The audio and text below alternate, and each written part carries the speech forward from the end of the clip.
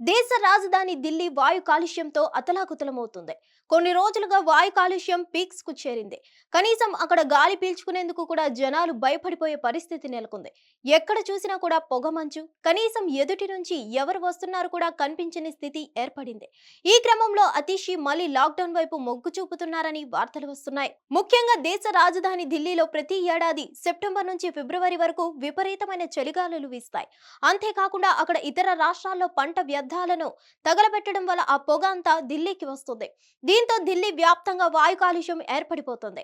ఇప్పటికే air quality index ప్రకారం వాయు నాణ్యత 500 దాటిందని తెలుస్తుంది. అసలు వాయు నాణ్యత 300 దాటగానే ప్రభుత్వాల కీలక చర్యలు తీసుకోవాలి. అలాంటిది ఢిల్లీలోని కొన్ని ప్రాంతాల్లో ప్రస్తుతం ఎయిర్ క్వాలిటీ ఇండెక్స్ 500 దాటినట్లు సమాచారం. దీంతో ఇప్పటికే అక్కడ స్కూళ్లకు ఇంటి నుంచి ఆన్లైన్ క్లాసుల్ని నిర్వహిస్తున్నారు. మరోవైపు సాఫ్ట్వేర్ కంపెనీలు వర్క్ ఫ్రం హోమ్ సదుపాయం కల్పిస్తున్నాయంట. అంతేకాకుండా ప్రస్తుతం దీనిపై ప్రభుత్వం తీసుకుంటున్న చర్యలపై అసోసియేషన్ పార్టీ నేతలు విమర్శిస్తున్నారు. దీనికి సీఎం అతీషి కూడా ధీటుగా కౌంటర్ ఇస్తున్నారు.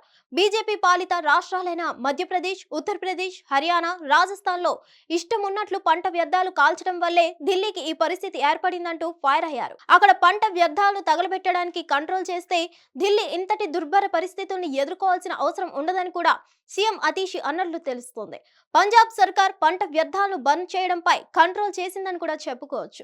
మరోవైపు దీనిపై కేంద్రంలోని మోడీ సర్కార్ వెంటనే పరిస్థితులను అర్థం చేసుకొని ఢిల్లీని ఆదుకోవాలని అతీషి కోరినట్లు తెలుస్తుంది. హిట్ టీవీ యాప్ ని డౌన్లోడ్ చేసుకోండి. ఇందులో short news, live news, entertainment movies అన్ని అవైలబుల్ గా ఉన్నాయి. Please download Hit TV app. Hit TV app hit TV యాప్ని ఫ్రీగా డౌన్లోడ్ చేసుకోండి.